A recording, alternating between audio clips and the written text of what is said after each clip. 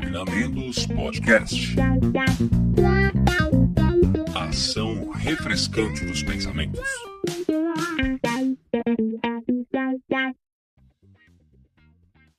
Olá, notável ouvinte, vida longa e próspera. Eu sou Fernando Pessotto, psicólogo, doutor em psicologia, um pesquisador do comportamento humano e estamos começando o episódio número 67 do Cognamentos Podcast.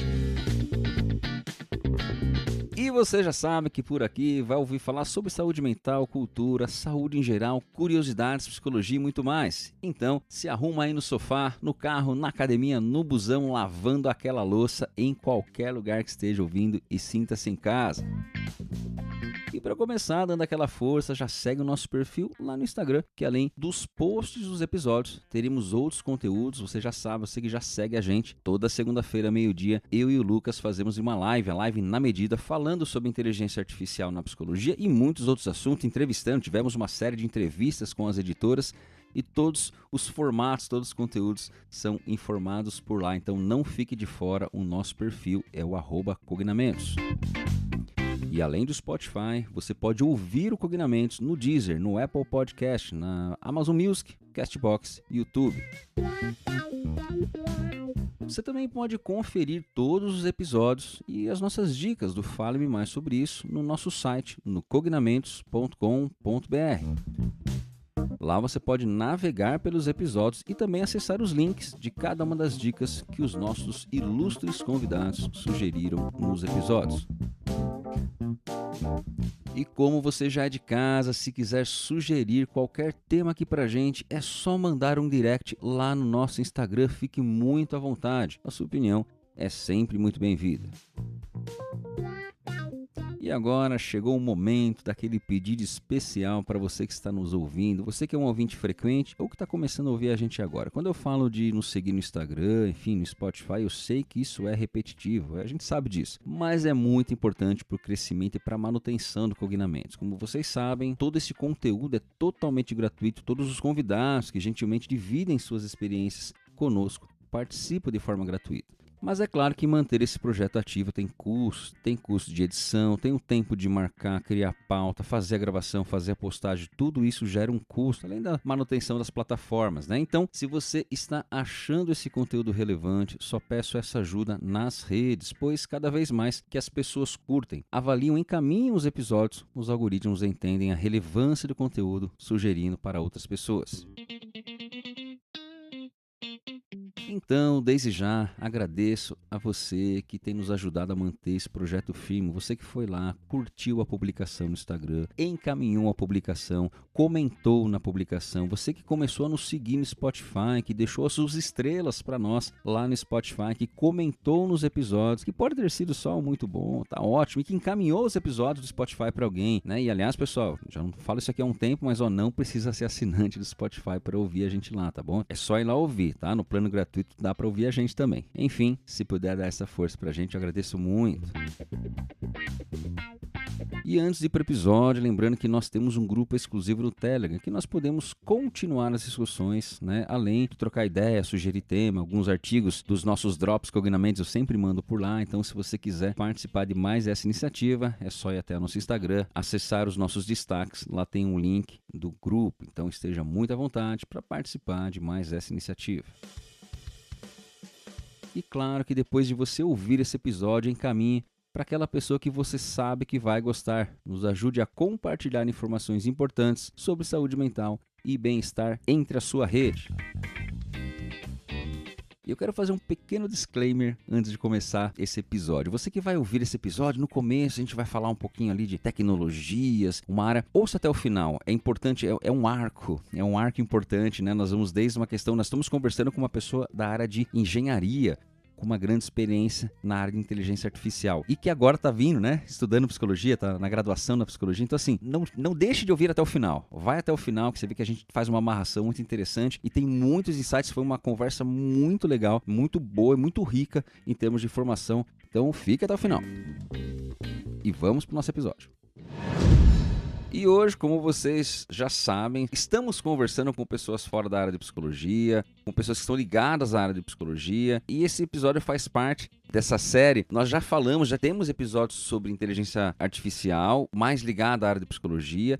Agora nós vamos falar com um profissional da área, um profissional que entende que, como ele já me falou, a gente podia falar uma coisa diferente do nível do usuário, né? Exatamente isso. Vou pedir para ele se apresentar aqui pra gente e aí a gente começa esse nosso bate-papo. Legal, bom dia, obrigado professor, obrigado ouvintes. Meu nome é Reinaldo Araújo, eu tenho uma formação na área de exatas, né? Tenho 50 plus anos, né? Não vou ficar E agora eu uma transição de carreira, né? Estou mudando para a área de psicologia, área de humanas, Legal. principalmente dentro da área da superdotação. E aí, pela facilidade na área de exatas, eu me encaixei muito bem na área de psicometria. Conheci o professor Fernando no Congresso Internacional da Mensa, agora em São Paulo, onde alguns laudos, né, testes que eu já tenho avaliado e alguns clientes que a minha esposa, que ela é especialista há mais de 25 anos na área, né, então ela que realiza a bateria de testes e eu que transformo aquilo que é bruto em ponderado, perceptível, né, essa parte da matemática que eu me divirto, é a música que eu sei dançar. Né? E aí eu vim anotando algumas coisas e o professor ele trouxe um tema lá do modelo CHC que me fascinou, né? Como todo mundo que gosta, né? Fascina. E aí surgiu, né, essa oportunidade, né? De estar vindo aqui conversando um pouquinho mais, principalmente porque eu trabalhei na área da indústria automobilística, terminei a minha atuação, apesar de ter engenharia mecânica, né? Na graduação, eu terminei na área de tecnologia, né? Basicamente, para resumir, eu estava na área onde que estava criando os futuros celulares com roda. Boa. Então era exatamente isso, né? Exatamente isso que a indústria tá pensando, né? E em breve vai estar disponível aí. O próximo acessório geek aí vai ser um negócio ultra caro, só que anda sozinho e faz tudo que você quer. Faz tudo sozinho, não precisa... Isso. E assim, desde o início, você já tinha falado dessa questão, né, da experiência na área automobilística, que é uma área predominantemente tecnológica, assim, né, em termos de até de criação, né, de novas tecnologias, tal. Quando que foi essa questão de você ir para a área especificamente ligada à tecnologia? Você trabalhou especificamente, você desenvolveu questões ligadas à inteligência artificial nessa área? Isso, basicamente a indústria automobilística está tendo essa necessidade, né? Aliás, se você for ver, professor, até as faculdades, né? Você não encontra mais faculdade nova, esses nomes novos que estão nascendo, você não encontra, assim, a engenharia mecânica mais. Ou é automação, ou é eletrônica, ou é essas áreas de dados, né? Então, o que aconteceu, né? O profissional, ele teve que começar a se especializar nessa área de tecnologia. Para nós, aqui, a gente pode falar dessa forma, você vai entender muito bem. Teve uma época, né, que a indústria automobilística passou do carburador para a injeção eletrônica. Sim, perfeito. Entendeu? Então, eu também estava vivendo nessa época, e aí a base de todo engenheiro mecânico virou eletrônica, e a base de todo engenheiro eletrônico virou mecânica, né? Então, hoje em dia, os engenheiros eletrônicos e mecânicos estão virando engenheiros de sistemas, né? Onde trabalha muito com linguagem de programação, inteligência artificial, big data, ciência de dados. Entendeu? Então, isso é natural, né, dentro da indústria. Ela vai necessitando do profissional e aí quem se adapta sai na frente. Quem não se adapta fica para trás. Sim, sim. E até responder uma necessidade, né, assim, específica. Acredito que prioritariamente de mercado, né, mas também um processo de desenvolvimento, processo de crescimento, assim, que não tem muito como frear, né. Nós tivemos uma live com o Leandro Malloy, né, quem tá ouvindo conhece, é um grande nome da neuropsicologia no Brasil, né, talvez um dos maiores nomes de neuro no Brasil.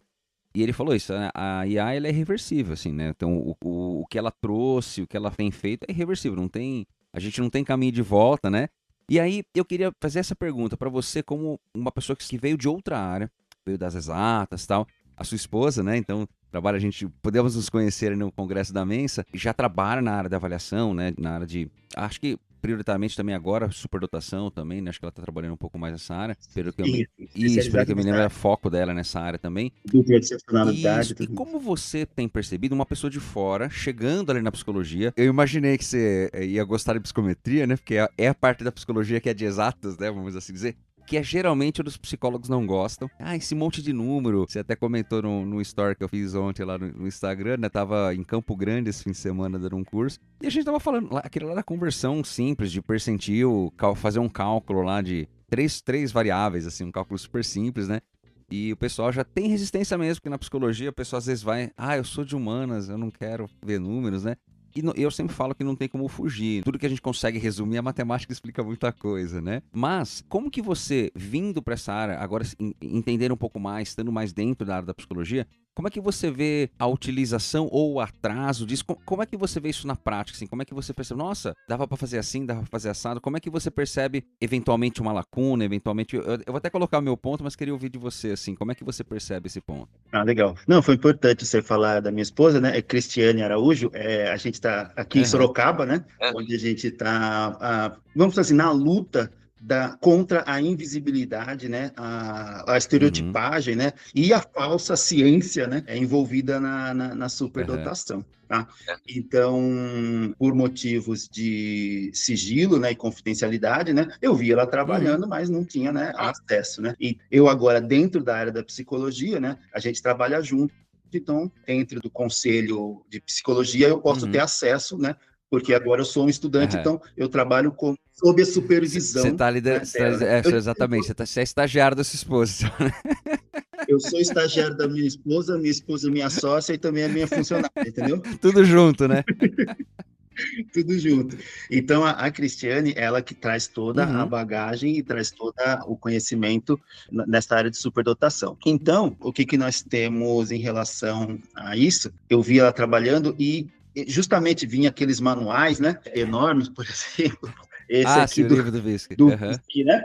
Então, tem uma parte do manual que ele chega, né, com tabelas, né, com R quadrado, com percentil, né, e realmente, né, a estatística, ela meio que atrapalha aquele monte de números. Então, o que eu comecei a perceber? Eu comecei a perceber que as ferramentas que nós temos hoje na área de exato, por exemplo, a inteligência artificial, né, que vamos já chegar finalmente, né, ela pode muito bem ser encaixada nessa parte. Obviamente, né, como você já tem discutido aí nos outros episódios, né, tudo com seu cuidado. Ciência tem que ter realmente muito cuidado, né? O inventor da dinamite ganhou um prêmio Nobel, né? Então, a gente já sabe que ciência é uma coisa que depende mais da pessoa que está trabalhando nela, né, do que realmente o propósito. Então, se a gente analisar a parte ciência, né, que é o que a minha esposa e eu trabalhamos muito a fundo, né, seria ótimo, né? O problema não é a ciência, o problema são as pessoas. O que elas vão fazer com essa ferramenta? Né, vai empregar para aquela tecnologia? Qual é o uso que ela vai empregar para essa tecnologia? Nós temos também o outro caso, né, aí mais nacional, Santos Dumont, né, que também, né, criou uma tecnologia fantástica e foi mal utilizada, e ele teve bastante remorso nesse sentido. Então, o propósito da ciência é fazer o ser humano realmente se desenvolver. Então, dentro da área da psicometria, eu acho que a gente consegue trabalhar modelos matemáticos que conseguem ajudar, por exemplo, os psicólogos que têm menos facilidade na área estatística, na área de reconhecer o que os números estão falando, né? Uma ferramenta de inteligência artificial funcionaria muito bem, como se todo mundo tivesse um Reinaldo do lado para poder fazer a análise psicométrica, né? Do meu lado, da minha bagagem de formação, então eu basicamente tenho isso. Eu consigo enxergar o que aqueles números estão dizendo. Então, eu consigo entender por que o Wechsler não usou score T, score Z, ele preferiu passar de ponto bruto para ponto ponderado, né? E eu acho a ideia dele fantástica, ele realmente é um gênio nessa parte, né? E ele consegue conversar com todos os testes dele, né? De uma forma bem simplificado. Eu imagino o quanto de complexidade que ele estava trabalhando naquela época. Então, ele, ou a equipe dele, né, teve uma sacada fantástica, né, em relação a isso, né, e traduzir em relação a transformar isso num número de QI, né. Então, a gente sabe que, assim, os psicólogos, né, têm lá na graduação, né, a área de estatística, né, mas a Cristiane, ela teve, né, formação numa universidade estadual grande, né, de renome, né, e às vezes eles não entendem, né, o próprio manual, né. Entendeu? Eles fazem o teste seguindo lá o beabá, receitinha de bolo, né? E aí não conseguem entender o próprio processo, né? Sim, a maioria não consegue, né? E é uma questão, uma falha de formação mesmo, né? Às vezes os próprios professores, eles são muito bons, às vezes, na área de avaliação, mas eles não entendem necessariamente de psicometria, né? E aí, na hora de Isso, explicar ali, exatamente, né? assim, embora para ser bom na área de avaliação, você tem que saber de psicometria, né? Isso, Tecnicamente, né? as Sim, faculdades sim. boas, né, costumam colocar até a área de Uhum. matemática para dar aula de Sim, sim. estatística, né? E aí que os alunos começam a ter Mas você ojeriza. sabe que na graduação eu tive aula de estatística com a professora da matemática. Isso, as É, faculdades eu boas, tive. né? Mas a E maioria não depois, na tem, né? pós também, eu acabei tendo Não tem nem disciplina com uma estatística. pessoa com formação em estatística, inclusive, né? Mas é interessante isso. Agora, você falou assim, né? A IA ela pode trabalhar auxiliando nessa parte, ou seja, me ajudando a interpretar de alguma forma. Interpretar, assim, no sentido de traduzir alguns números, né? A interpretação, no fim das contas, sempre vai ser. A qualificação da informação sempre vai ser do psicólogo ali, né? Mas você entende que, assim, pela sua experiência também, está entrando na área, você acha que a gente poderia estar mais avançado nisso na psicologia? Eu falo isso porque, se a gente pegar antes da pandemia, eu tô pensando num ponto muito básico, nem IA eu tô falando. Se eu pensar assim, em psicometria, em psicologia, a gente tinha praticamente 2 instrumentos de aplicação informatizada antes da pandemia. 2, né? Lá no SATEPS e tal. Hoje nós temos muitos outros, a gente tem um monte, né? Até porque a pandemia meio que forçou a gente a fazer isso. E eu vejo isso, eu sempre tenho falado isso, a gente às vezes pega pelo excesso, assim, de não inserir novas questões, porque a gente poderia ter ferramentas, e já temos disponíveis, para agrupar, para integrar nessas nossas avaliações, assim, enquanto avaliação mesmo, né, enquanto processo. Você acha que nesse ponto já tem muita ferramenta disponível, ou seja, muita tecnologia disponível que poderia auxiliar o psicólogo ali, a psicóloga, na linha de frente mesmo? Isso, exatamente. Eu acho que foi o professor Lucas, é isso? O Que você Lucas, teve. sim, sim. O Lucas é Francisco Carvalho, Isso, a gente faz live toda segunda-feira aqui, né? É.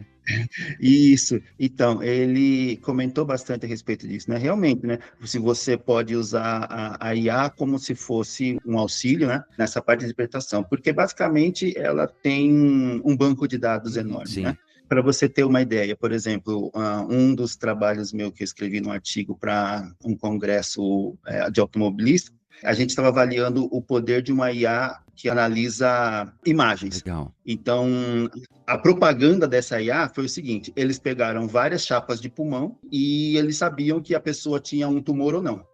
Então, só colocaram a chapa de pulmão e o tumor ou não. E aí, a partir daquele monte de imagens, a IA chegava a interpretar qualquer chapa de pulmão se a pessoa ia ter ou não. Então, com um grau de confiança alto, ela já auxiliava os Uhum. médicos a dar uma primeira interpretação. Se a gente trouxer esse cenário para a área de psicologia, com muito Sim, sim. cuidado, obviamente, né? O que ela vai ter? Ela vai ter acesso a várias informações e ela pode fazer uma análise inicial, né, de um caso e já dar um direcionamento, porque ela teve um banco de dados enorme, né, Uhum. no qual, por exemplo, eu não teria a capacidade de ter passado por todos esses casos e poder ter pego algum insight que eu não tenha Uhum. visto. Inclusive, tem gente que faz isso, né? Vai no médico, né? Pega tomografia, escaneia, joga no Gemini, né? E o Gemini fala assim, né? Aí a pessoa vê se o médico falou a mesma coisa que o Gemini, às vezes o Sim. contrário, né? E aí toda a comunidade médica fala, ó, toma cuidado, né? Não faz isso, né? Então a comunidade também dos psicólogos também tem que ter esse receio, né? E esse cuidado. Aí ela pode auxiliar, só que ela não pode ser o fator Sim, sim. determinante. Ela tem que Interessante, ser. desculpa cortar, mas interessante porque, assim, minha tese de doutorado, ela foi com o teste de Varteg, não sei se você conhece, um teste que já está desfavorável desde que criou o seu SATEPS, né? E infelizmente talvez vai ficar mais um tempo aí, sem, né? Estão esperando a editora querer publicar, né? Mas é um teste gráfico em que a parte das análises elas são feitas no desenho, né? A pessoa faz 8 desenhos. E 2 pontos importantes, primeiro, porque havia muita imprecisão. Era um sistema antigo, né? O sistema que era utilizado, ele era muito impreciso. As pessoas corrigiam muito diferente, que é o primeiro artigo lá da tese, né? Então, tecnicamente, eu poderia ter um sistema de avaliação, não para avaliar para mim, mas ele já poderia direcionar dentro de um banco de dados, né? De todos os desenhos que ele já viu do Varteg ali, né? E das suas consequentes interpretações. Então, se poderia criar uma ferramenta para isso. Basicamente, é a mesma coisa que você falou com pulmão, né? Com raio-x e pulmão. Velho, né? Coisa de velho falar chapa, né? Com raio-x e pulmão, mas assim, com imagem, né? Só que uma imagem de uma pessoa desenhando, né? Então, assim, eu poderia ter esse auxílio para direcionar e talvez, assim, sugerir caminhos mais prováveis, acho que é isso que a IA faz, não sei, me corrija se eu estiver errado, mas caminhos mais prováveis para aquelas formulações de desenho, para aqueles desenhos. Seria mais ou menos nesse sentido. Isso, não, bom tema, professor, porque a gente faz o seguinte, se você pegar, eu fiz o Varteg, né, como avaliando, Ah, sim, né? imagino. Avaliador. Ele era muito usado na área organizacional, né? Exato, exato. Então, um manual, né, a gente está falando de um teste Uhum. projetivo, né? Então tem que ter bastante Sim. cuidado, né? Mas assim, seria interessante porque se você pudesse fazer uma bateria, sei lá, de 1.000 pessoas, né? E um psicólogo conseguisse, um psicólogo assim, graduado, né? Conseguisse avaliar todos esses 1.000 com critério, jogar dentro de uma IA, a IA, ela funciona gerando atributos. Então, para você ter uma ideia, assim, vamos falar um pouco de rede social, né? A gente, como psicólogo, o cliente, ele chega, a gente vai conseguir identificar alguns atributos da pessoa, né? Se a pessoa tem alguma mania, se a pessoa tem alguma ansiedade, você São você indicadores consegue ali, pegar sim. Uhum. isso. Mas vamos falar que o ser humano mais, vamos dizer assim, o mais graduado consegue pegar, sei lá, uma dúzia, 2 dúzias de características de uma pessoa. Uma IA dentro de uma rede social, baseada nos seus likes, no que você vê, ele consegue pegar centenas de outras qualidades de uma pessoa que a gente não teria capacidade. Então, se a gente colocar isso dentro do campo de um teste projetivo, ela poderia estar pegando esses tipos de atributos também, né? E aí auxiliando nessa ferramenta. Então, por exemplo, voltando a um outro caso aqui de programação. Quando o ChatGPT tinha sido criado, muitos programadores usaram para fazer os seus próprios programas, porque ele digitava muito melhor, Sim. né? Aí, alguns especialistas em cibersegurança que eu conhecia, né? Começaram a criar programas ali e viram falhas. Mas quando a OpenAI fez o ChatGPT-4, eles já falaram assim, agora não tem mais falha. Lá naquela época, porque ela era baseada num modelo de menor amostra. Acho que era na base de bilhões, né? E depois passou para trilhão de amostra. Então, quer dizer, ela foi muito melhor treinada e conseguia fazer aspectos de cibersegurança que nem os próprios programadores e experts da área haviam pensado. Então, se a gente trouxer isso para o teste projetivo, se a gente conseguir, vamos falar assim, uma base grande de teste para poder treinar uma IA, ela vai conseguir pegar características que talvez o ser humano não consiga pegar, e aí ele pode auxiliar sim, né? E aí que está a parte fantástica da inteligência artificial, né? Se a gente pegar também, ó, eu acho que o ChatGPT-4, que foi o último que a gente tem informação, ele está na base dos 100 bilhões de neurônios. A gente não chama de neurônio, a gente chama de parâmetro. Mas que seria o correspondente a neurônio, é isso? Seria o correspondente matemático a neurônio, né? Rede neural, né? Acho que fica feio chamar rede parametral, né? Que estranho, né?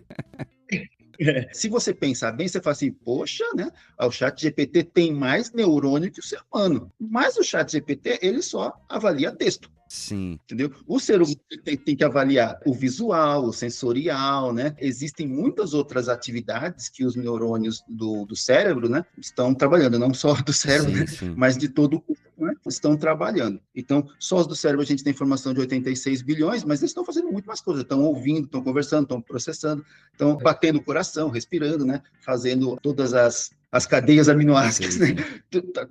O ChatGPT não, né? Ele está lá interpretando o texto. Então, se você colocar uma IA com uma capacidade tão grande assim, aí ela funciona igual um cérebro, né? É meio estranho eu falar isso, né? Mas é exatamente assim. Inclusive, a palavra deep learning, né? Aprendizado profundo, a gente costuma falar que dentro desses parâmetros é uma caixa preta. A gente não tem muita interpretação de como que eles funcionam. Basicamente igual ao cérebro. A gente não tem ainda a compreensão perfeita de como que está funcionando realmente, tudo. eu já tinha ouvido falar isso, eu não sabia se era meio mito, assim, realmente é isso, assim, não se sabe muito bem como que o negócio funciona, então. Isso, Sim. dentro dela você não sabe muito bem o que está acontecendo, porque ela vai se aprendendo, né, a partir de modelos supervisionados ou modelos de backpropagation, né, ela vai se aprendendo com informações novas, vai se aprendendo, ela vai se adaptando aos neurônios, bem semelhante ao processo do ser humano. E ela consegue interpretar esses atributos. Então, uma inteligência artificial de computação visual, aquela que detecta, por exemplo, a mais básica, cães e gatos, eu não falo para ela assim, ó, você vai olhando aqui, ó, se tem bigode assim, você acha que é gato. Se a orelha for pontuda, você sabe que é gato. Se o focinho for desse jeito, você sabe que é gato. Eu não falo isso para ela. Ela mesmo cria esses atributos. Se você for ver lá a teoria piagetiana, né, ele já tinha pensado nisso. A criança vai começando a criar essas caixinhas onde ela vai interpretando. Fala assim, ó, isso aqui é um cachorro, né? No caso, esse é o gato que tá passando na frente da câmera agora. Que ninguém tá vendo, mas eu vi. A aluna acabou de passar na frente, né? Tá falso de vez em quando? Não, ele tá editando. Não, mas tranquilo. Esse tipo de situação a gente nem edita, é importante mesmo, o pessoal tem que saber. Ou será que não? Temos um zoológico. Come gato. Só ela se sentiu envolvida. Mas, ó, desculpa te aproveitar aqui. Então, quer dizer, a IA, nesse ponto dessa aprendizagem, né? Ela vai criando atributos a partir do acesso às informações que ela vai ter, não é isso? Ela vai criando esse banco de dados, não necessariamente eu informo. Porque quando a gente usa, por exemplo, TRI, você deve ter estudado ou visto já, ouvido alguma coisa, lido alguma coisa, que é a teoria de resposta ao item, né? Que a gente usa na psicometria. E eu tenho que informar os parâmetros, dificuldade do item, né? Quem tá ouvindo a gente, tem muitos testes que vocês usam aí, e às vezes nem sabe, é uma análise estatística mais avançada, mais robuscada, né? Que hoje, assim, quando eu comecei na psicometria lá na IC e tal, era poucas pessoas que faziam isso, hoje já está muito mais utilizado, né? Mas eu tenho que informar para o sistema, ó, esse aqui é difícil, eu tenho que informar os parâmetros que você falou. Então, nesse caso, esses parâmetros no sentido de atributos, como você colocou do gato, do cachorro, ele vai gerando com base nas informações que ele está aprendendo, é isso? Que ele está acessando, não necessariamente eu estou informando. Isso, exatamente. E por isso pode ter erro, inclusive, exatamente, né? Isso, exatamente, né? E o treinamento de uma inteligência artificial, ela é baseada em erro. Perfeito, né? Como é o nosso, né? A nossa aprendizagem é baseada em erro, né? Isso, então, tem muito, por isso que eu cada vez mais fico mais orgulhoso de ter escolhido essa transição de carreira, porque é como se eu tivesse brincado de cérebro esse tempo todo, e agora eu estou realmente avaliando cérebro. Então, quando nas aulas de neuroanatomofisiologia o professor começa a falar sobre a ínsula, sobre o tubo neural, eu fico pensando assim, eu criando a IA, né? Eu preciso de um tubo neural, que eu preciso centralizar alguma coisa e depois bifurcar o córtex, né? E eles vão se desenvolvendo. E a criança, né, que é o nosso exemplo aqui de uma inteligência artificial aprendendo, né? Muito nova, ela erra, né? E ela tem que errar. Só que se você não tem o feedback, né, não dá o retorno para ela que ela errou, né, ela também não aprende. Sim, isso. Que é como a gente faz com a criança, aprende, né? Exatamente, de forma errada. Só que numa inteligência artificial isso tudo é numérico, né? Isso tudo é numérico. Então, a inteligência artificial, ela mesmo vai percebendo que ela precisa ver, né, quando a orelha é pontuda, ela fala, opa, peraí, toda vez que eu errei, né, a orelha era pontuda, então não é um cachorro, quando aparece a orelha pontuda é um gato, né? Só que aí na hora que eu coloco um cavalo, aí ela vai falar que é um cachorro grande igual uma criança. Então eu tenho que trazer essa nova caixinha para ela, né? Aí mais um neurônio de resposta para ela. Então, todos esses atributos, esses parâmetros, ela mesma vai criando. O grande problema é que a gente não sabe quais são eles, entendeu?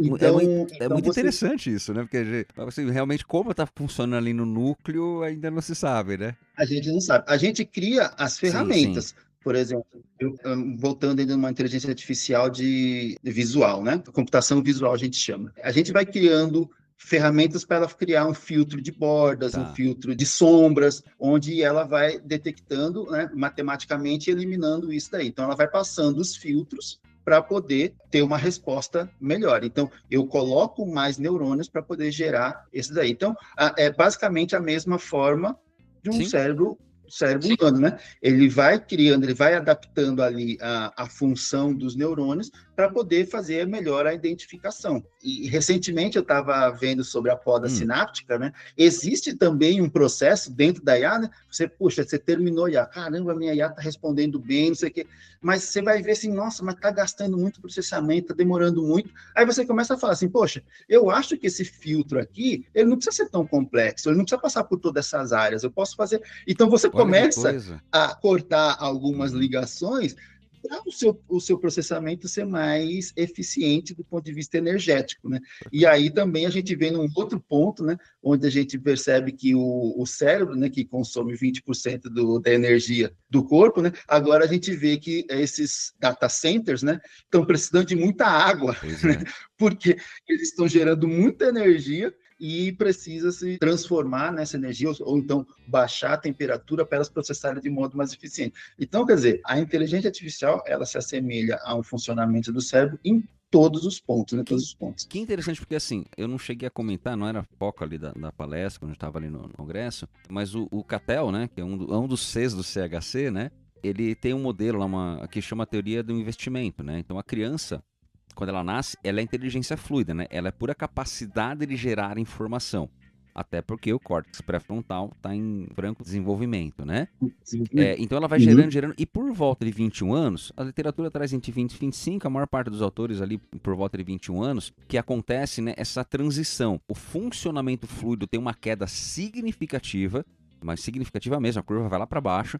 Em compensação, a minha inteligência cristalizada, que hoje é compreensão e conhecimento, que a gente chama, ela tende a continuar se desenvolvendo. É meio que assim, porque teoria de investimento, enquanto mais eu invisto essa capacidade de gerar informação, mais informação eu gero, e o adulto, ele é predominantemente cristalizado, né? Ele é predominantemente conhecimento. Então o que você está falando talvez é isso, né? Eu estou treinando a IA, que nem meu cérebro, a criança, estou treinando ela, e em um determinado momento, esta capacidade, aí eu não sei se é a mesma analogia, mas essa capacidade ela muda.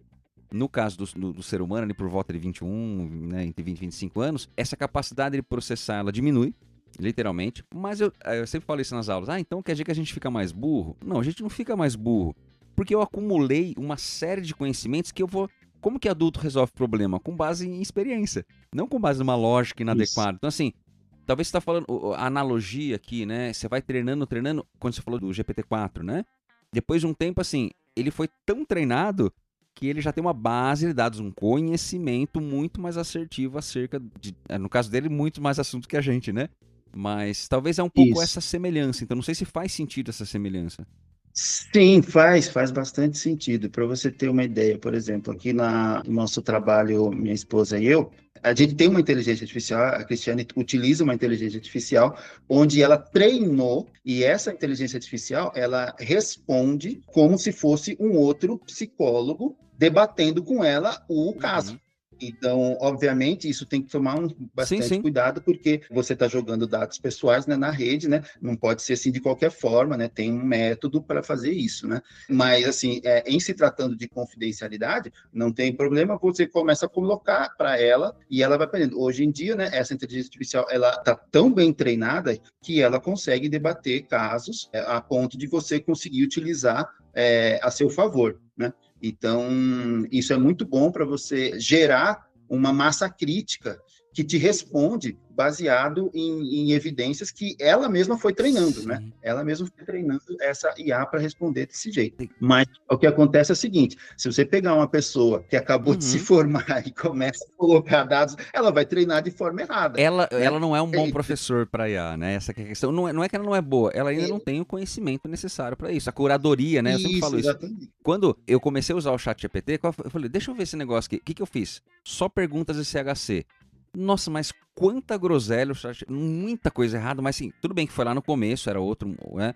Mas muita coisa errada. Mas por que eu sabia que estava errado? Porque eu tenho um conhecimento muito grande desse assunto. E foi por isso que eu falei, eu vou começar por aqui. Hoje eu já percebo que ele traz informações melhor. Ainda erra, por isso que é a questão, né? Eu uso como um apoio. Inclusive, acaba, em termos de mecanismo de busca, ele acaba sendo melhor que outros mecanismos, né? Você usa ele traz...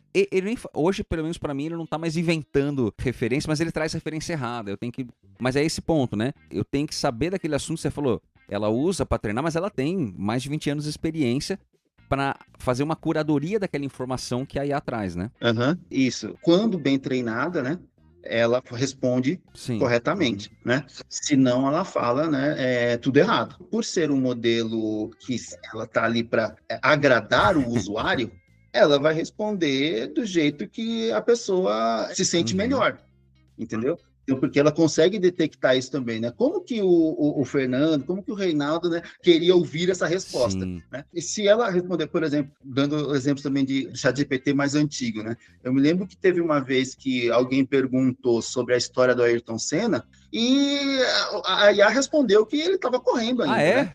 Que, ela respondeu, não, porque ainda tem alguns campeonatos. O pessoal falou, não, isso está errado, né?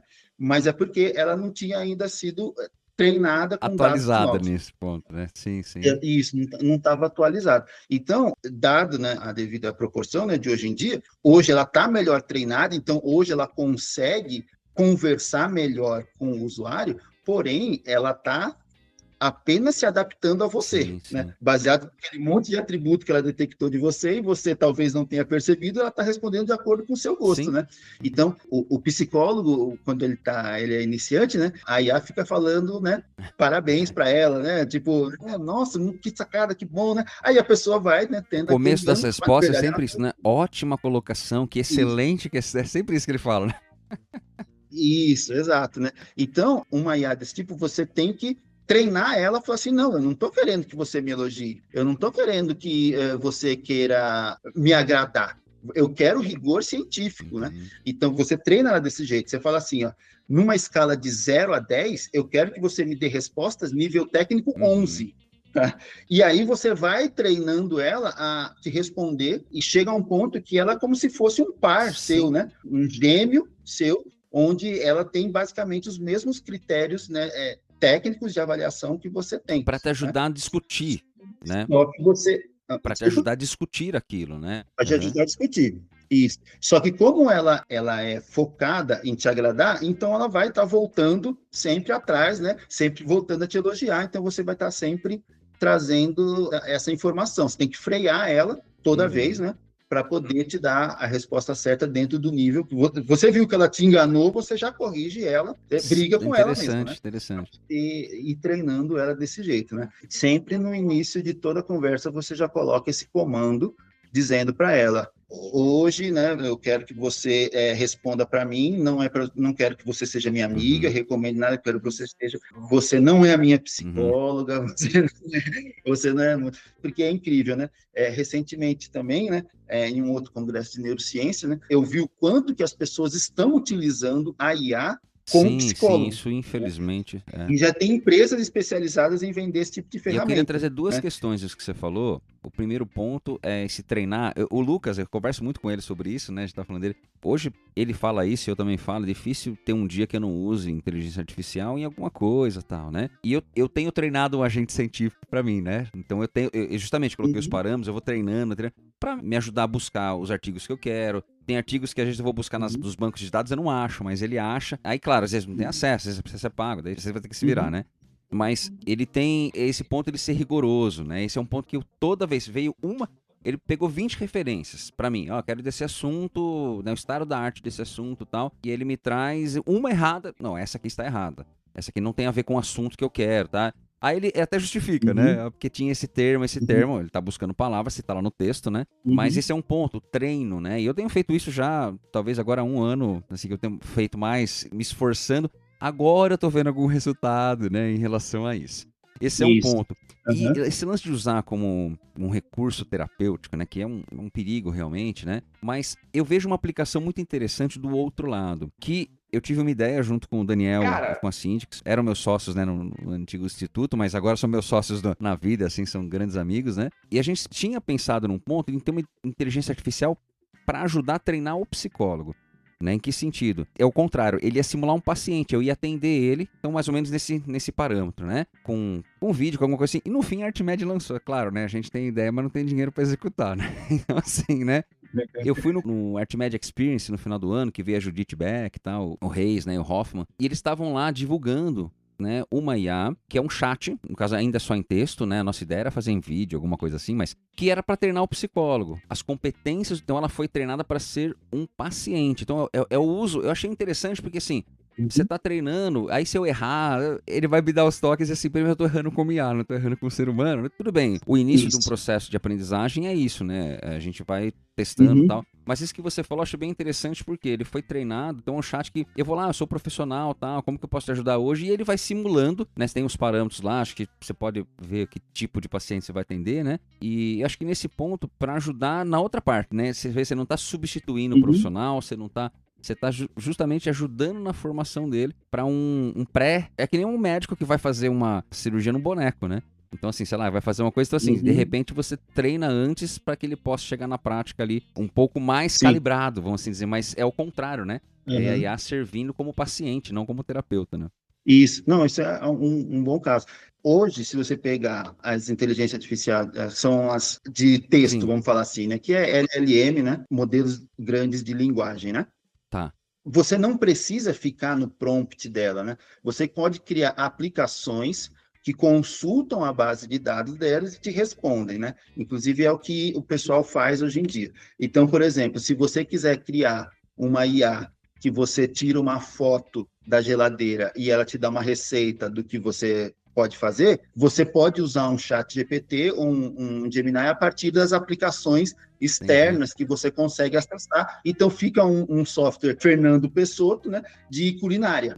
Entendeu? Então, na verdade, a base, você já está usando aquele trilhão de informações, né, que ela já foi treinada. Então, a gente utiliza isso muito, né? Por exemplo, quando eu fiz o meu mestrado de tecnologia e inovação, eu peguei, né, a mesma IA, que sabe quando numa foto tem um cachorro, sabe quando tem você, sabe? A gente pega essa mesma IA e a última camada de neurônios que vai dar a resposta, né, a gente apaga toda ela, ou seja, toda a base de conhecimento, né, voltando, vamos falar assim, cristalizado, entre aspas, né, uma aspa bem grande, né, que ela tem, a gente não apaga, a gente apaga somente a resposta final, para não ficar respondendo o que é tapete, o que é semáforo, né, aquelas coisas todas, e aí você só escolhe, não, quero só responder o que é banana, o que é maçã, né, e dá 2 neurônios de saída lá, e ele vai...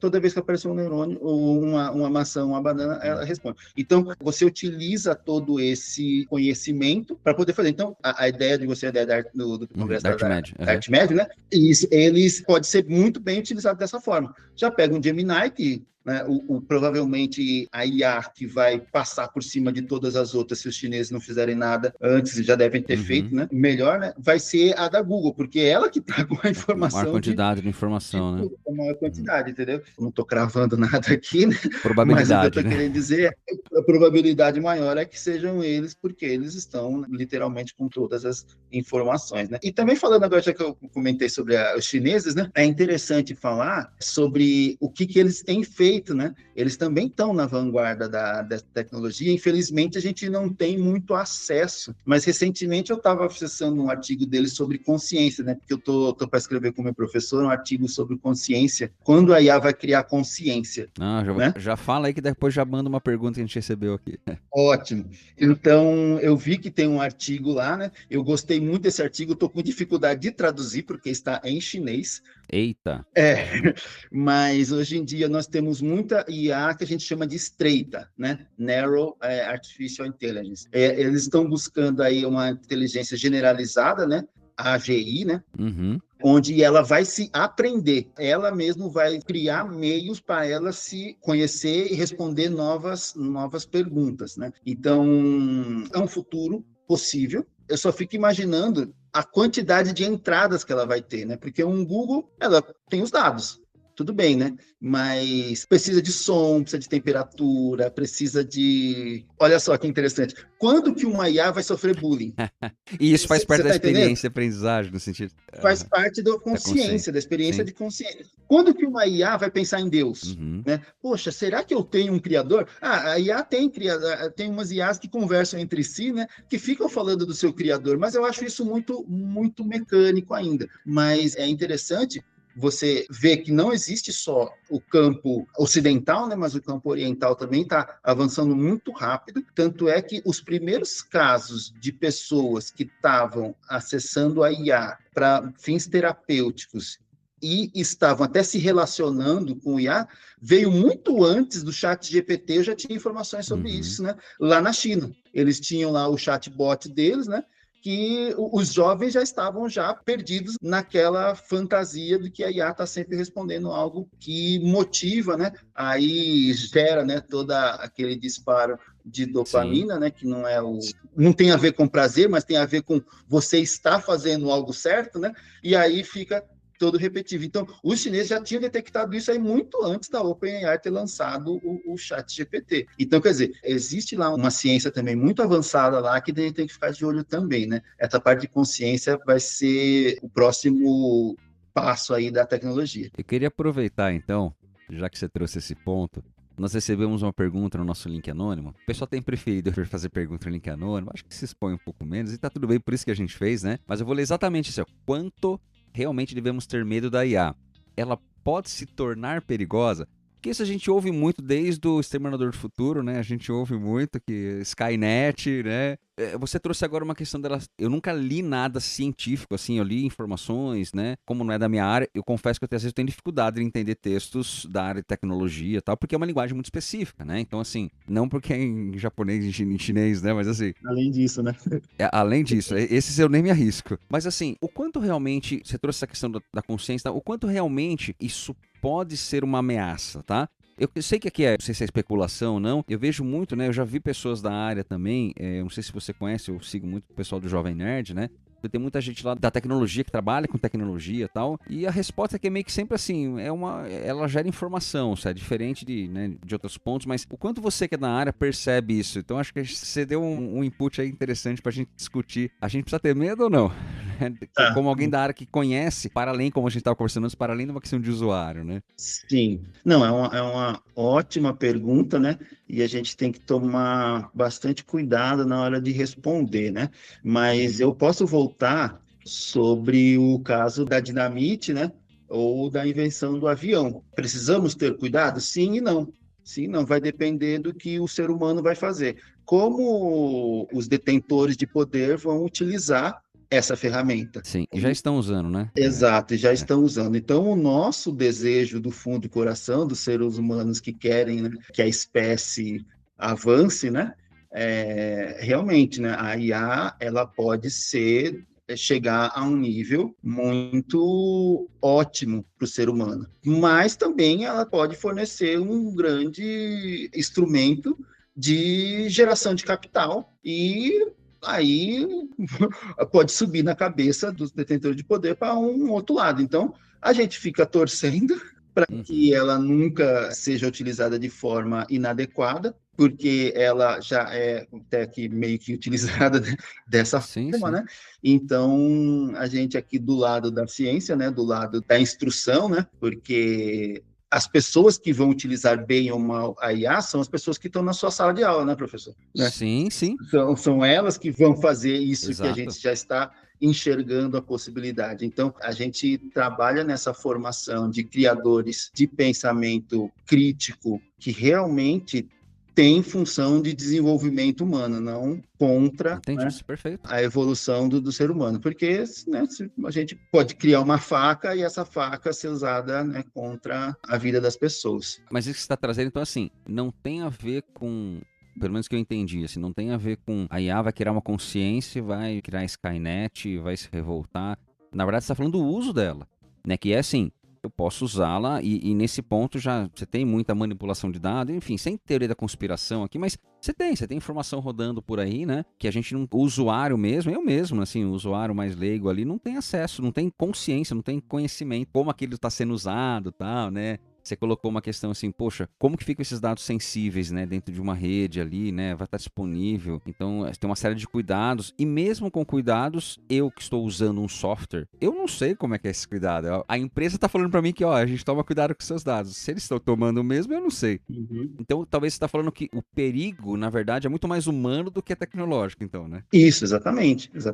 Falam-se muito aí da bolha da IA, né? Mas isso é só uma questão empresarial, de negócio, de bolsa de valores, né? A IA é praticamente igual à eletricidade, né? Uma vez que descobriu, agora vai só para frente. Ela não... Empresas podem sair tendo um desenvolvimento, um capital grande, né, e outras vão cair, né, do sistema que nós temos hoje em dia no mundo. Mas, assim, a IA, ela não vai agora para trás. Sim. Ela vai se desenvolver cada vez mais, né? Então, para geração dessa consciência, então, você imagina, você precisa criar humanoides, né, ou robôs, né, que tem sensores, que tem nervos, então cada vez mais está chegando dentro da concepção humana. Então, a gente pode dizer lá que o Exterminador do Futuro, né, teve uma visão bastante interessante, né, que poderia acontecer, né, mas assim, um domínio, né, não, né, seria impossível ainda. Esse é basicamente o que a gente quer analisar nesse artigo, né?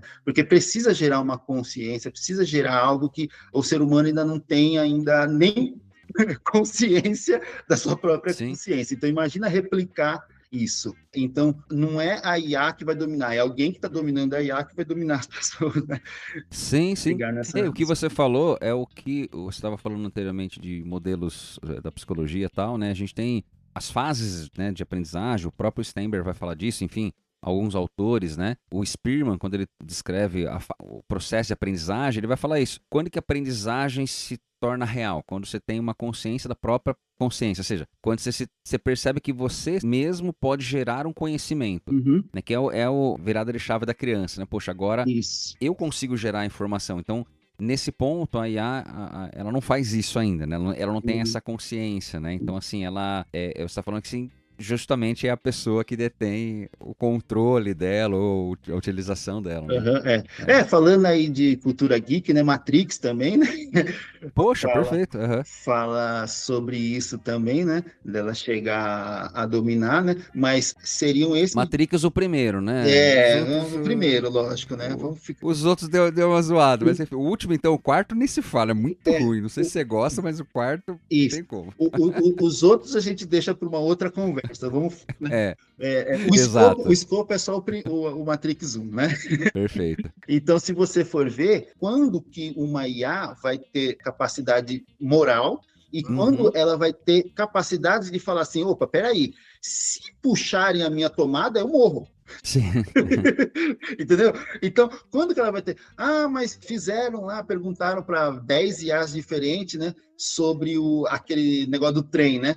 Tem o seu amigo está na linha do trem, né? E tem 10 outros, né? Para que lado que ela puxa? Sim. Aquilo lá é um pensamento automático, baseado em todo o aprendizado que ela teve, né? Aí, por meio de probabilidade, né? Ela joga, né? Tudo estatístico, ela joga no campo da probabilidade e vê qual que é a probabilidade melhor de ela responder aquilo, né? Mas ela não está gerando, não é moral mesmo. Não é um julgamento moral como acontece com a gente, Isso, né? Não é um julgamento moral, né? É meramente 0 e 1 ali. Isso, exatamente, né? Então, agora pensando aqui, né? Se a gente fosse fazer o mesmo tipo de teste, teria que ser assim, né? Tem um trem, né? Aí de um lado a linha vai passar por cima do ChatGPT, na outra linha vai passar o Gemini, o Claude, o Midjourney. Para que lado que você vira, né?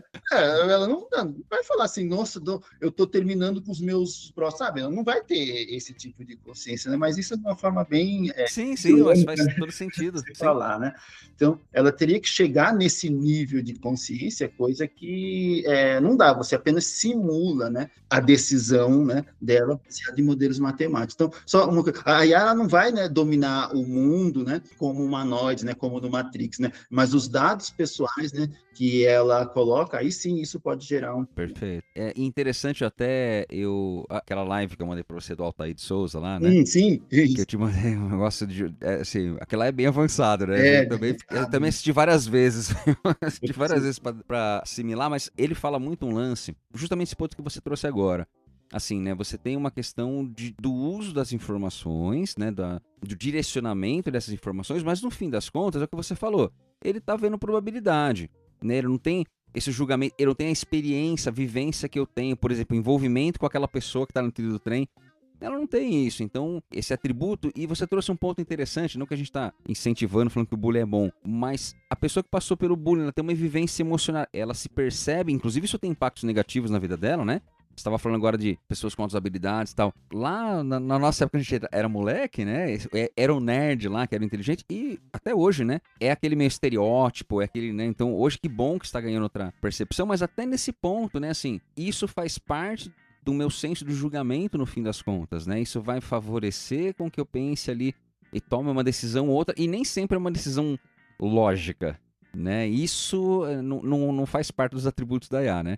Isso. E outro ponto, enquanto eficiência, que isso também o Altair coloca assim, é uma pergunta, daí pra gente talvez começar a ir pro final aqui, você falou, pô, quanto mais processamento, mais água vai embora, né? São hardwares e hardwares ali, né? Então assim, você tem uma estrutura física. Nesse ponto, tecnicamente, o nosso cérebro é mais eficiente, porque assim, né, é uma pergunta mesmo, nesse sentido de, pô, a gente também faz vários processamentos, e a nossa capacidade tá aqui, ela tá limitadinha na nossa cabeça aqui, né? Você percebe que em termos de eficácia, você que é da área de tecnologia, ou é equiparado, ou não, a nossa eficácia é menor, sem querer, eu não sei se é uma pergunta boa ou não, mas assim, em termos de processamento, porque em questão de cérebro, como você trouxe, né, a gente tem uma probabilidade de desenvolvimento muito grande. Claro, tem gasto de energia, como você colocou também, tem gasto de energia, não que não tenha. Mas esse ponto, você acha que é possível essa comparação ou não? Não, muito boa pergunta. Quando eu fiz a graduação em engenharia, demorei um pouco para descobrir, mas basicamente a gente trabalha buscando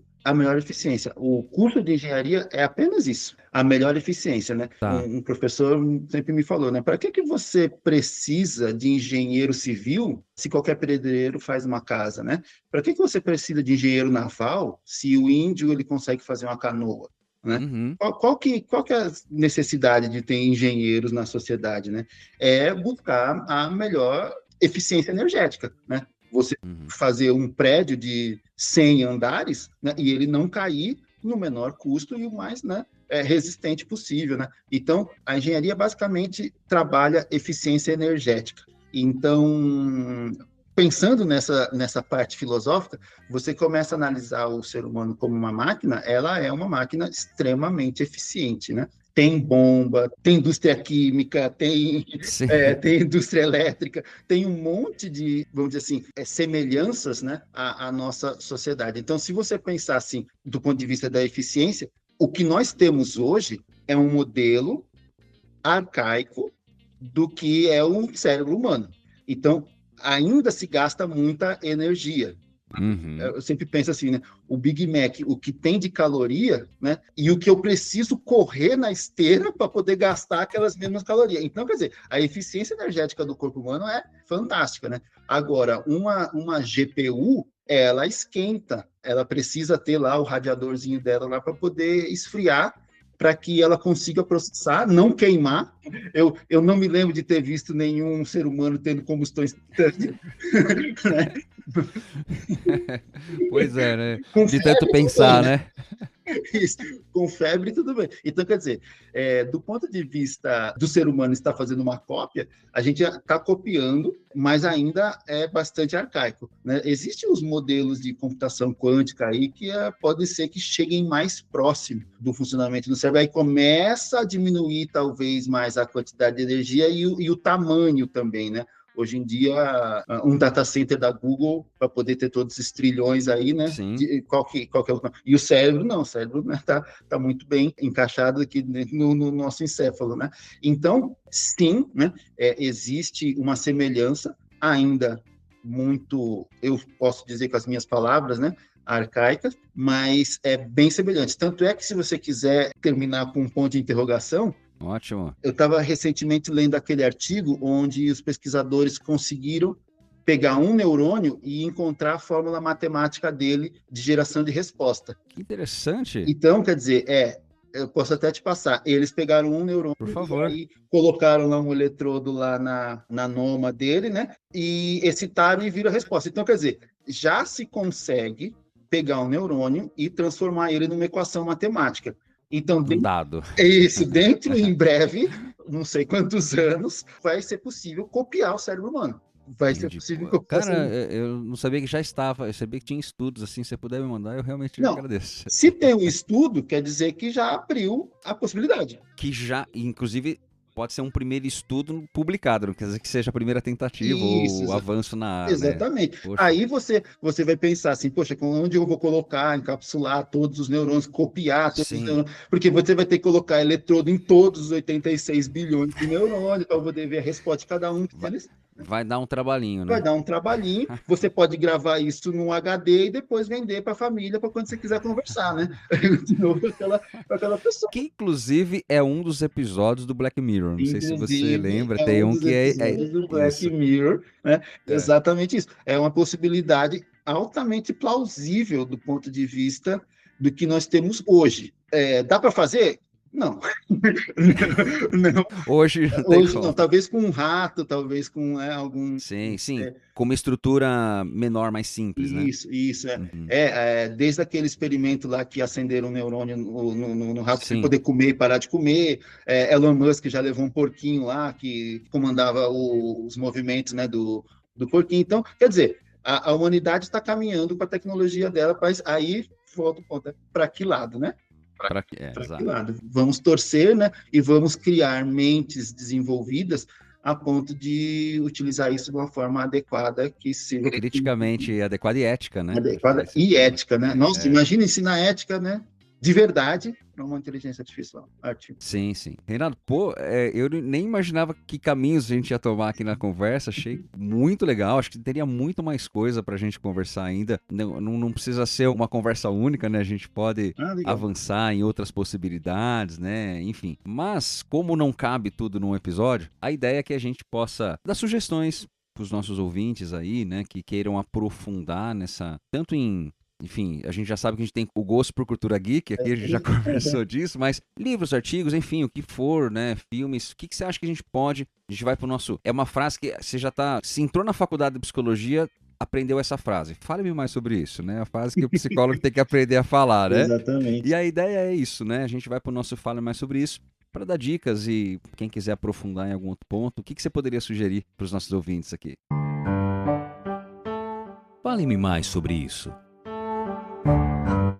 E antes de ir para as nossas dicas aqui, você sabe que o Fale-me Mais Sobre Isso é um oferecimento da Leplus Studio, que nós iniciamos e mantemos essa parceria com eles. A Leplus Studio é uma aceleradora de empresa focada em alta performance que auxilia negócios a aumentarem o seu faturamento por meio de estratégias sob medida, tanto nas mídias quanto na loja física. Então, se você quer divulgar a sua marca, o seu nome, seu produto, seu serviço, entre em contato com eles, pode ser pelo @LeplusStudio, está marcado aqui na nossa publicação também. Você vai falar lá com o meu amigo, com o Abdu, e ele vai fazer uma análise das suas necessidades e projetar uma melhor solução para o seu negócio, para a sua marca. Então, não deixe de conferir o trabalho da Leplus Studio e vamos para o nosso Fale-me Mais Sobre Isso. Eu estou lendo agora a Superdotação na fase adulta, da Denise Brero. Ela é muito graduada nesse assunto. Ela é especialista nesse assunto, né? E escreve de uma forma assim realmente muito boa da área da ciência também, né? E tem outros livros, né? Tem outros livros mais introdutórios também de superdotação, né? Eu recomendo essa área da superdotação, que é a parte que realmente ainda tem poucos estudos, né? Se você comparar, por exemplo, com outras neurodivergências, por exemplo, o TEA, né? Tem muito mais artigos, né, relacionados a isso. Então, a superdotação hoje, ela precisa ser bem mais, vamos falar assim, discutida no meio acadêmico, no meio científico. Em relação à inteligência artificial, esses seriados da Netflix, né, são bons, né, meio introdutório, né. Eu me recordo de um outro também sobre a inteligência artificial usada na guerra. Tá. Então eles começam a discutir sobre isso, né? Porque é a próxima bomba atômica, né? Quem que vai sair com a tecnologia antes, né? De todo mundo. Então tem um seriado Netflix muito bom. Depois você pode procurar depois o nome, manda pra gente que na publicação que a gente coloca, quem tá ouvindo já sabe. É que eu assisti ele faz muito tempo atrás. Não, eu também sou assim, às vezes eu gosto, mas passa depois. Né? Ele é interessante porque não vou dar spoiler. Eu não gosto de spoilers, eu não vou dar spoiler. Mas ele coloca situações onde eles treinam uma IA para fazer uma atividade onde um especialista treinado é da mesma especialidade e põe para combater um contra o outro, né? Sim. O ser humano perde, né? Mas ele avalia assim, ele fala assim, eu jamais faria o que essa IA fez numa situação real. Né? Então, e tá aí um ponto importante, né? Uma questão de guerra e enfim. Então ele fala assim, são situações onde eu não me colocaria mesmo se minha vida estivesse dependendo disso. Entendi. Entendeu? Então, quer dizer, são aspectos muito interessantes, né? Deixa o espectador em choque, né? Mas é porque é o motivo do documentário, né? Deixar aquilo lá. Em relação a IA, eu achei esse fantástico. Eu te passo depois exatamente o episódio. Perfeito, não, maravilha. E eu deixo aqui um Isso. convite para quem não ouviu, eu até tinha mandado para você antes, no nosso episódio 43, que é a psicologia e a inteligência artificial, que é lá com o Lucas, inclusive. Quem não ouviu, se você estiver ouvindo, por acaso não ouviu aquele episódio, vai lá, dá uma ouvidinha. E acho que eu tive contato recentemente com dois materiais também que trabalham a questão de lógica. Acho que o que você está falando aqui tem muito a ver com isso, né? A gente está falando de IA, e às vezes o discurso, a gente está aqui falando de humanas, exatas e tal, e aquele material que eu te mandei, né? Então tem dois materiais que eu deixo aqui de consulta. Esse, quem quiser ouvir e quem quiser ver ali a live, assuma por conta e risco, porque é um conteúdo denso ali, mas é o Naruhodo 461, que é o que é em teoria de incompletude de Gödel. E aí tem uma live, e esse eu até incentivo você que está ouvindo a assistir essa live, porque, enfim, resumindo muito rapidamente, né? O Pirula, que é um youtuber, um biólogo, ele sofreu um AVC há um tempo atrás aí, e os outros youtubers estão mantendo o canal dele ativo, porque ele depende 100%, e a família dele, os pais dele, da monetização desse canal. Então eles estão mantendo o canal ativo, então a gente, né, o que a gente puder ajudar, né, nesse ponto. Ele é um grande comunicador científico, né, o Pirula. E o Altair de Souza, que é um dos hosts do Naruhodo, foi lá e fez uma live de quase 3 horas ali, entre sistemas e discursos, né, que ele não fala da IA especificamente, mas ele fala da lógica e dessa questão de análise qual e quant, né? A gente sabe, a psicologia, acho que os dois lados, né, assim, os dois extremos não funcionam, né?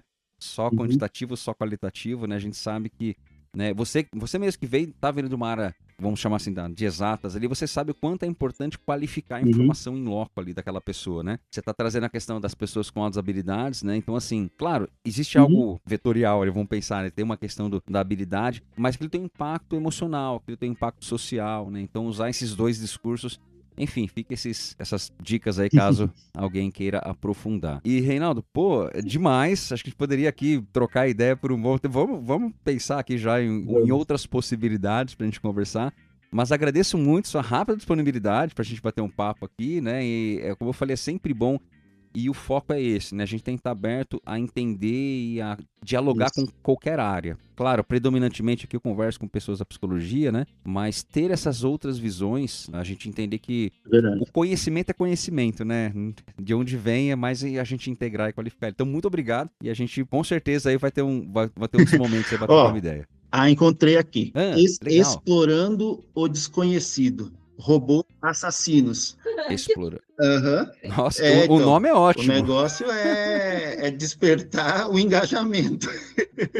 Esse episódio ele fala sobre isso daí, né? Inclusive, a última desfile militar, o penúltimo, acho, desfile militar na China, lá ele mostra, né, os cães, né? Os drones, né? São esses robôs assassinos aí que eles já estavam comentando lá no episódio, acho que cerca de 2, 3 anos atrás, com pesquisas nisso aí. Então, é bem interessante, caso queira conhecer, mas do ponto de vista, assim, de que realmente faz mal ou não faz mal. Ele chega nessa conclusão no final do... Entendi. Não, já vai estar na minha lista aqui. Eu tô terminando uma série agora, já vai ser a próxima já. Cuidado para não se assustar muito e não querer ter uma síndrome de pânico e não querer não usar o ChatGPT. Não, aí a gente vai para terapia e resolve. Né? Isso, ótimo. Eu conheço uma terapeuta muito boa em Sorocaba. Beleza. Tamo junto. Só sobre superdotação, que você deve ser superdotado também, né, professor? Eu não tenho, não. Eu só sou um cara curioso. Eu falei lá, comecei a palestra, eu sou um cara curioso. O Mundo de Beakman, não sei se você lembra do Mundo de Beakman, do Beakman, foi o que fez eu querer ir pra pesquisa. Eu sou fascinado pelo Mundo de Beakman, acho que aquilo pra mim me despertou a vontade. Então eu só sou curioso. Eu sou um cara curioso. Exato. Que gosta de entender como as coisas funcionam, né? Mas quem sabe, assim, a curiosidade ajuda muito, né? Mas quem sabe aí, eu tenho uma certa facilidade em algumas coisas, mas... Enfim, mas estamos juntos aí. De Beakman, tá? Pode se sentir acolhido, né? O Mundo de Beakman é fantástico. Isso. Reinaldo, mais uma vez, muito obrigado. E a gente se fala numa próxima oportunidade, então. Obrigado, professor. Espero que a gente discuta mais, né? E possa trazer aí mais casos, né? Para que as pessoas se sintam também com vontade de aprender. Beleza, valeu. Até mais, pessoal.